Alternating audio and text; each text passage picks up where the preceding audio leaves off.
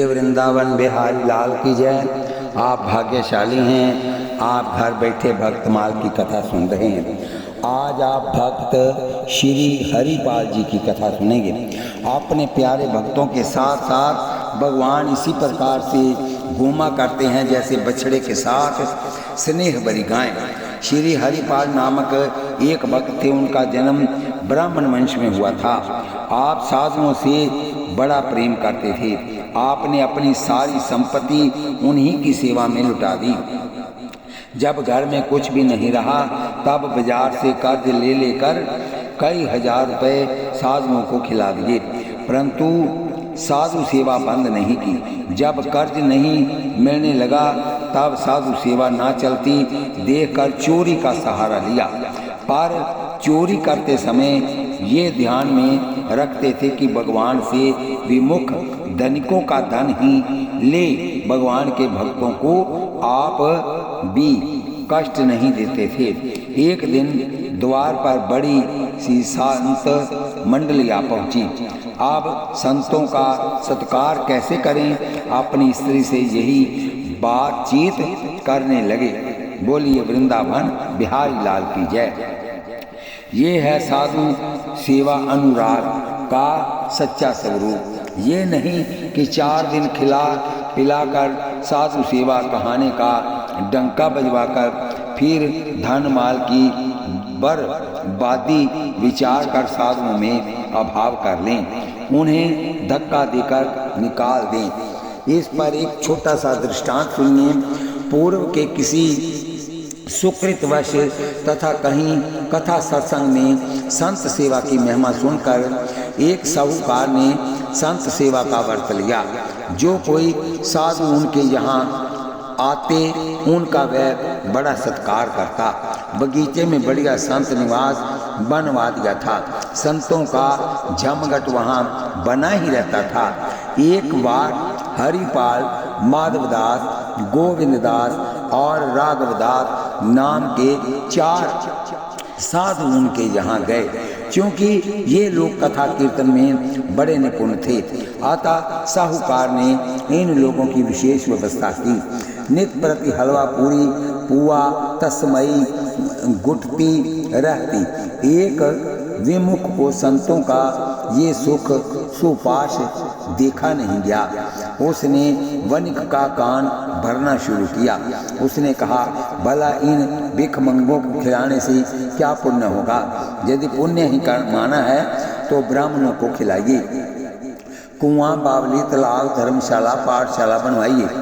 व्यर्थ इन मुंडी वैरागियों के चक्कर में ना पड़िए आदि। उस विमुख की बातों में आकर उस साहूकार ने साधुओं में अभाव कर लिया। साधु तो भाव के भूखे होते हैं, यथा सुर साधु चाहत भाव सिंधु के तोए जल अंजलि दिए।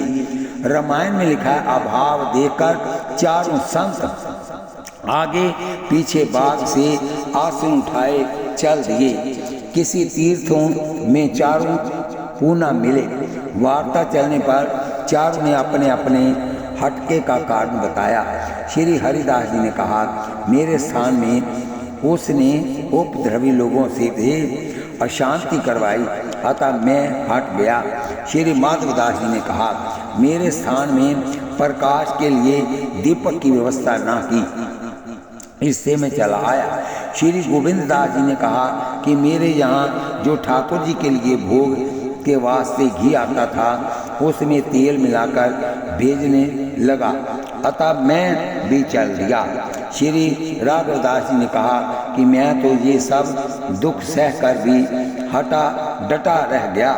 तब उसने मुझे धक्का देकर बाहर निकलवा दिया। इन चारों साधुओं की बातें एक पंडित जी सुन रहे थे। उन्होंने उस समय ये श्लोक कहा, स्थाने भ्रष्टे हरि रष्टो दीपे भ्रष्टे च माधवा तैले मिश्रे च गोविंद अर्ध चंद्र द्रेन राघव। ऐसी साधु सेवा ठीक नहीं है। कहा भी क्या है कि छल करी बल करी लीजिए, महाकोपीन को दास साधु के सुख बोइए। यही सयानो काम, छल बल के संबंध में विशेष। अब हरिदास जी ना दुख दे। एक बार में ये एक वैश्य के घर घुसे। सामान समेटने में कुछ खटपट हुई। वैश्य की बेटी जाग गई। उसने कहा, पिताजी घर में कोई खटपट कर रहा है, मालूम पड़ता है कोई चोर है। वैश्य ने कहा, हमारे गांव में तो कोई चोर है नहीं और ना कभी किसी की चोरी ही होती है। अगर होंगे भी तो हरिपाल होंगे।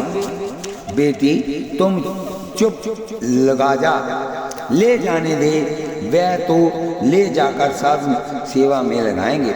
श्री हरिपाल जी पिता पुत्री की वार्ता सुनकर समझ गए कि ये तो भक्त मालूम पड़ता है, अतः इसका नहीं लेना चाहिए। फिर तो हरिपाल जी उसका सामान तो छोड़ ही दिए, जिस चद्दर में सामान बांधे थे वह चद्दर भी छोड़कर चले गए। उसी दिन से इनको ये भय समा गया कि कहीं मैं धोखे से रात में भक्तों के घर से कुछ चुरा लाया तो बड़ा अपराध लगेगा। अतः उन्होंने दिन दिहाड़े लूटने का निश्चय किया। जंगल में चले जाते, खूब जांच पड़ताल कर लेते, तब किसी को लूटते। इन्होंने पत्नी से कह दिया, देवी आज हमारे बड़े भाग हैं जो संत घर पर आए हैं, तुम इनके भोजन का कुछ उपाय करो। पत्नी ने कहा, देव घर में एक दाना भी नहीं है, मैं क्या इंतजाम करूं? हरिपाल तो पास पड़ोस में ही मांग लाओ। पत्नी कोई कुछ भी नहीं देता, मुझे देखते ही लोग द्वार बंद कर लेते हैं, बिना कहे ही लोग समझ जाते हैं कि कुछ मांगने आ रही है। देने पर पुनः मिलने की संभावना तो है नहीं, अतः कोई सूदे मुंह बात भी नहीं करता है। अतः आप तो एकमात्र भगवान का ही सहारा है, अब तो एकमात्र भगवान का ही सहारा है। मैं तो यही कहती हूँ कि अब हम दोनों भगवान का ही स्मरण करें। फिर तो भक्त दंपति दीन होकर मन ही मन भगवान की शरण गए। बोलिए वृंदावन बिहारी लाल की जय। किंचन भक्त श्री हरिपाल को चिंतित जानकर द्वारका में रुक्मिणी के महल में विराजमान भगवान श्री सोच में पड़ गए। उनकी साधु सेवा की निष्ठा ने भगवान का मन हर लिया था। अतः भगवान ने मूल्यवान वस्त्र आभूषण धारण करके सेठ का रूप बनाया और चलने लगे। तब रुक्मिणी जी ने पूछा, प्रभु सेठ बनकर आप आज कहाँ जा रहे हो? प्रभु बोले, हमारा एक प्रेमी भक्त है, उसी के पास जा रहा हूँ। रुक्मिणी जी ने कहा, मैं भी चलूँ क्या? भगवान ने कहा, आओ चले। दोनों सेठ और सेठानी श्री हरिपाल भक्त के द्वार पर आए और पूछने पर हरिपाल से कहने लगे कि अजी मैं अभुक्त गांव को जा रहा हूँ। मार्ग में अकेले जाने पर अनेक संकट हैं, यदि हमें कोई पहुंचा दे तो हम उसे मजदूरी के रुपए दे देंगे। भक्त ने कहा कि मेहमान लोग द्वार पर खड़े हैं, मजदूरी के रुपए पहले दे दो। सेठ ने रुपए दे दिए। उन रुपयों को आपने अपनी स्त्री को देकर कहा कि इन रुपयों से संतों को बाल भोग कराओ, मैं इन्हें पहुंचाकर अभी आता हूँ। जंगल में जाकर उनके पास बहुत सा धन देखकर श्री हरिपाल जी मन ही मन अति प्रसन्न हुए। उनके शरीर में मानो नवीन प्राणों का संचार हो गया, क्योंकि मानत सुख सेवई सेवक सेवकाई। चले कहाँ श्री रुक्मिणी जी की समझ में नहीं आ रहा था कि प्रभु कौन सी लीला करने जा रहे हैं। अतः पूछी बैठी, चले कहाँ? श्री द्वारकानाथ भगवान ने कहा, चल तो रहा हूँ एक भक्त के घर, परंतु आपने टोक टाक कर दी, कुशल नहीं दिखती। यात्रा में कहाँ जा रहे हैं ऐसा नहीं कहना चाहिए।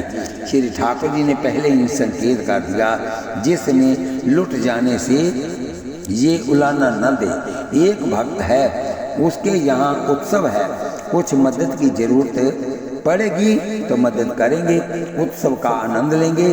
श्री रुक्मिणी जी ने तुनक कर कहा, आज तो अकेले ही चले, जहाँ चाहते हो, चले जाते हो, कहीं कहीं हमें भी तो साथ ले लिया करिए। भगवान ने मुस्कुराकर कहा, चलो खूब साज श्रृंगार कर लो। देखो मैंने भी अपना खूब ठट्टा है, बड़ा भारी भक्त है, उसके घर चलना है। श्री रुक्मिणी जी ने बड़ा भारी का अर्थ बड़ा धनी समझा। भगवान के मुस्कुराने का तात्पर्य ये था कि भक्त को दूना दून लाभ होगा। फिर क्या था, स्त्रियों को तो श्रृंगार सहज ही क्रिया है। आज्ञा मिलने पर रुक्मिणी जी नख से लेकर शिखा तक मणि रत्नों के आभूषणों से लद गए। मायके और ससुराल के सब धराऊ गहने पहन लिए। भगवान भी याद दिलाकर पहनने को प्रेरित करते। प्रोत्साहन पाकर श्री रुक्मिणी जी गहनों से लरझर हो गई। बोलिए वृंदावन बिहारी लाल की जय, बोलिए जुगल सरकार की जय। श्री हरपाल जी ने ध्यान देकर देखा कि उनके गले में माला और मस्तक में चंदन तिलक नहीं है। ये वैष्णव या आचार नाम उच्चार आदि भी नहीं कर रहे हैं।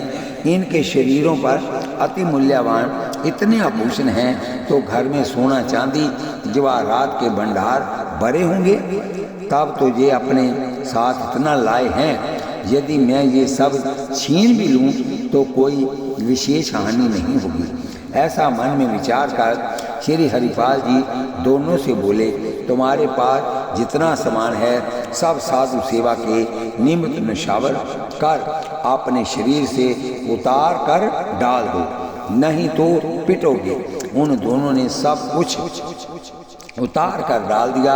श्री रुक्मिणी जी की उंगली में एक छल्ला था, वह उनसे नहीं निकला।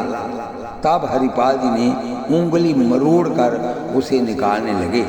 तब वह बोली, अरे तू तो बड़ा ही कठोर है, मेरी उंगली टूट जाएगी, इस छल्ले को छोड़ दे। भक्त जी ने कहा, छोड़ कैसे दूं? इससे तो कई संतों का भोजन होगा, इसलिए ये कार्य हमें अच्छा लग रहा है। इस साधु सेवा निष्ठा की बात सुनकर भगवान ने सेठ रूप को त्याग दिया और श्री श्याम सुंदर अनूप रूप धारण कर अपने भक्त को दर्शन दिया। मेरे प्यारे हो, भक्तों में श्रेष्ठ हो, ऐसा कहते हुए भगवान ने हरिपाल जी को छाती से लगा लिया। जंगल में पहुंचने पर श्री हरिपाल जी ने परखना प्रारंभ कर दिया कि सेठ जी भगवत भक्त तो नहीं है। देखें तो वैष्णव चिन्ह, कंठी, माला, तिलक कुछ भी नहीं धारण किए थे, कोई आचार विचार भी नहीं था। लघु शंका करते, ना हाथ धोए ना पांव धोए ना कुल्लाही करते, पूरे जैनी बने थे। इस पर यदि कहा जाए कि मार्ग में शुद्र के समान आचरण करे, इसलिए साधु सदाचार न करते हों, तो यदि वैष्णवता के ये सब लक्षण ना भी प्रकट दिखते हों, परंतु यदि भागवत चर्चा ही करने वाला हो तो उसे भक्त ही समझना चाहिए। लेकिन ठाकुर जी महारानी रुक्मिणी जी से बात भी नहीं करते, तो पूरी दुनियादारी की बही खाता, रोज नामचा, रोकड़, जमा, खर्च, घाटा, मुनाफा आदि की चर्चा करते। अमुक के यहाँ इतना पाना है, अमुक को इतना देना है, अमुक के इतना दिया नहीं, अमुक ने दिया तो कहाँ रखा है, अमुक जगह इतनी मोहरें धरी हैं, अमुक जगह का तय खाना तो मोहरों से भर गया है, अब दूसरा बनवाना होगा। हीरे जवाहरातों से जड़े आभूषण झोले में से निकाल कर दिखाते, उनकी कीमत बताते, लाख के हैं, करोड़ के हैं आदि। रुक्मिणी जी सुनती जाती है और हूँ करती जाती है। उनकी समझ में नहीं आता कि आज कौन सी लीला करने वाले हैं। श्री हरिपाल जी आगे आगे चलते और पीछे पीछे सेठ सिरानी। ये बार बार पीछे मुड़कर देखते तो रुक्मणी जी डर जाती, क्योंकि ये थे बड़े हट्टे कट्टे वीर बलवान तथा परम तेजस्वी, और देखते सेठानी जी के गहने को। अतः उन्हें शंका हो जाती कि कहीं ये लुटने की चाल घात तो नहीं लगा रहा है। दो एक बार रुक्मणी जी ने पूछा भी कि तुम मेरी ओर मुड़ मुड़ कर क्या देख रहे हो, अपना रास्ता चलो। ये कहते हाँ हाँ चल रहा हूँ, चले जाओ। परंतु ये फिर देखते सेठानी कांप जाती कि आज न जाने क्या होने वाला है। जब खूब सुनसान में पहुंचे तो श्री हरिपाल जी ने धर दिया भाला सेठ सेठानी के गर्दन पर और गर्ज कर बोले, जो कुछ भी तुम लोगों के पास हो उसे धर दो, नहीं तो मारे जाओगे। तुम लोगों को मालूम नहीं है मेरा नाम हरिपाल है। भगवान ने कांपते हुए कहा, जल्दी जल्दी सब भूषण उतार दिए। वे तो इसलिए आए ही थे। और श्री रुक्मणी जी से भी बोले, देर मत करो, नहीं तो विपत्ति में पड़ जाओगी। धर देने से ही कुशल दिखती है। श्री रुक्मणी जी भगवान का मुंह ताक रही थी कि सर्व समर्थ होकर भी ये क्या कह रहे हैं, इतना डर क्यों रहे हैं, जबकि इनसे काल भी डरता है। आखिर कोई उपाय कोई नहीं करते हैं। आज अच्छा धोखा हुआ, मैंने मायके के ससुराल के सब गहने इनके कहने से पहन लिया था। अब सब के सब गए। इधर भगवान हिल रहे थे और बार बार शीघ्र उतारने के लिए कह रहे थे। तब रुक्मणी जी ने भी अपने सब गहने उतार दिए। एक छल्ला रह गया था, वह जल्दी से उंगली से निकल नहीं रहा था। तब उन्होंने विचार किया कि जाने दो, इसे नहीं ही उतारूंगी तो क्या हो जाएगा, और सब तो दे ही दे हैं। परंतु श्री हरिपाल जी ने तो बड़ी निष्ठुरता पूर्वक उंगली मरोड़कर उसे भी निकाल ही लिया। तब रुक्मणी जी शाप देने के लिए उद्यत हुई तो भगवान ने झट उनके कान में कहा कि खबरदार, कुछ कहना नहीं, यही वह मेरे भक्त हैं जिसके लिए हम आए हैं। श्री रुक्मणी जी हैरान थी। भगवान इनकी इस लोकोत्तर संत सेवा निष्ठा पर रीझ करके प्रत्यक्ष प्रकट होकर दर्शन दिए। जब हरिपाल जी को ये पता चला कि सेठ सेठानी के रूप में तो मेरे परम आराध्य ही हैं, तब तो उनको बड़ा पश्चाताप हुआ। वे बारंबार चरणों में पड़कर क्षमा मांगे और सब धन वापस करने लगे। तब भगवान ने कहा, नहीं भैया, मैं तो इसलिए ही लाया था, तुम सोचो मत करो, तुम सोच मत करो, ले जाओ, खूब संत सेवा करो, मैं तुम्हारी संत सेवा से अत्यंत संतुष्ट हूँ। श्री हरिपाल जी ने कहा, प्रभु, यदि संतों को इस बात का पता लग जाएगा तो वह इसे स्वीकार नहीं करेंगे और इस हमसे रुष्ट भी हो जाएंगे कि इसने हमारे भगवान को कष्ट दिया है। बोलिए वृंदावन बिहारी लाल की जय। हमारे भगवान को लूट लिया है। भगवान ने कहा, डरो मत, मैं किसी से नहीं कहूँगा। इस प्रकार मधुर वार्तालाप के अनंतर जब भगवान इन्हें दर्शन देकर जाने को उद्यत हुए तो श्री हरिपाल जी ने प्रार्थना किया कि प्रभु, आप कहते हैं कि मैंने तुम्हारी साधु सेवा से संतुष्ट होकर प्रकट होकर दर्शन दिया है, तो ये सेवा तो मैंने पत्नी की प्रेरणा से सीखी है, अतः आप उसको भी कृपा करके दर्शन दें। श्री भगवान तैयार हो गए। तब श्री हरिपाल जी जुगल सरकार को कंधे पर बिठाकर घर लाए। सिंहासन पर पधराकर खूब पूजा आरती हुई। तत्पश्चात संतों का बृहद भंडारा हुआ। श्री रुक्मणी जी और श्री हरिपाल जी की पत्नी ने भोजन बनाया और भक्त तथा भगवान ने परोस कर संतों को पकाया। सभी लोग परम कृतार्थ हो गए। श्री भगवान ने श्री हरिपाल जी को अपने श्रीमुख से भक्त भूप कहा।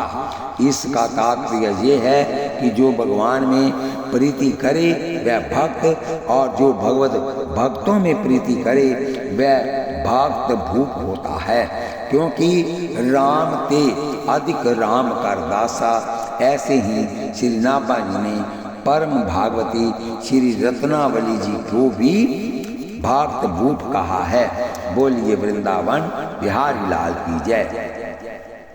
रीवा नरेश श्री रघुराज सिंह जी ने श्री राम रस का वली में इस प्रकार श्री परकाल स्वामी जी की कथा लिखी। श्री परकाल जी बरीपुरी के राजा थे, धर्म पूर्वक प्रजा का पालन करते थे। परिम्बपुरी के समीप ही नागपुर नाम का नगर था। वहाँ एक वैद्य जी बड़े साधु स्वभाव के सज्जन पुरुष थे। वह नित्य के नियमानुसार एक दिन नगर के बाहर के तालाब में स्नान करने गए तो वहाँ उन्होंने एक नवजात बालिका देखी। ये एक अप्सरा की कन्या थी, एक ऋषि के वीर्य से उत्पन्न हुई थी। अप्सरा ऋषि को तप से विच्युत करने आई थी। वैद्य जी के कोई संतान नहीं थी, अतः उस बालिका को घर उठाकर लाए और अपनी पत्नी की गोद में डाल दिया। वह दंपति उसका पुत्री के समान लालन पालन करने लगे। धीरे धीरे बढ़कर वह बालिका ने युवावस्था में प्रवेश किया। उनके रूप गुण शीलादि प्रशंसा सुनकर राजा परकाल ने वैद्य जी को बुलाकर उससे विवाह का प्रस्ताव किया। वैद्य जी ने कहा, कन्या की ये प्रतिज्ञा है कि जो वैष्णव होगा शंख चक्रा अंकित होगा तथा 1,000 साधुओं को नित्य भोजन कराएगा, मैं उसके साथ विवाह करूंगी। राजा परकाल ने तत्काल शंख चक्र आदि अंकित होकर नित्य 1,000 साधु भोजन की प्रतिज्ञा की। वैद्य जी ने अग्नि को साक्षी देकर कन्या ब्याह दी। राजा परकाल के यहाँ खूब साधु ब्राह्मणों की सेवा होने लगी। ये सुनकर वहाँ का राजा, जिसके अधीन परकाल का राज्य था, धन के लोभ से उसने इनके ऊपर आक्रमण कर दिया। उस समय साक्षात भगवान श्री राम ने धनुष बाण धारण कर श्री परकाल जी की ओर से युद्ध किया।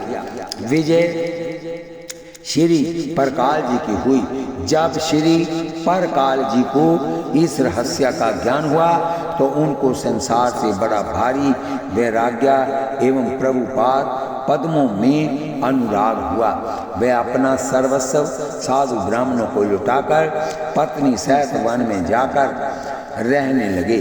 क्योंकि ये पहले खूब संत सेवा करते थे, अतः साधु पता लगाकर वन में भी इनके पास पहुंचने लगे। परंतु संपत्ति के अभाव में कैसे सेवा करें, तब इन्होंने चोरी का आश्रय लिया। परंतु विमुखों का ही चुराते थे, भक्तों का तृण भी नहीं उठाते थे। एक बार एक गांव में चोरी करने गए थे। एक धनिक वनिक की स्त्री सोने का कटोरा लेकर बाहर निकली। इन्होंने झपट कर छीन लिया। उसने घबराकर जय गुरु कहा। इन्होंने भक्त समझकर तुरंत कटोरा फेंक दिया। उसी दिन से इन्होंने चोरी छोड़कर दिन दिहाड़े राह लूटने का निश्चय किया। आगे भगवान को लूटने की कथा आती है। बोलिए वृंदावन बिहारी लाल की जय। भगवान श्री लक्ष्मी नारायण नव दुल्हा दुल्हन के वेश में तथा पार्षद सेवक रूप में वन में आए। विशेष बात ये कि जब परकाल जी ने सब भूषणों की पोट बांध ली तो वह भारी होने से उठी नहीं। तब उन्होंने गर्ज कर कहा कि तुम लोग इस पोट को अपने सिर पर धरकर मेरे घर पहुंचाओ। तब भगवान ने मुस्कुराकर कहा कि मैं तुम्हें एक मंत्र बता देता हूँ। जिसके प्रभाव से तुम्हें अनंत शक्ति प्राप्त हो जाएगी।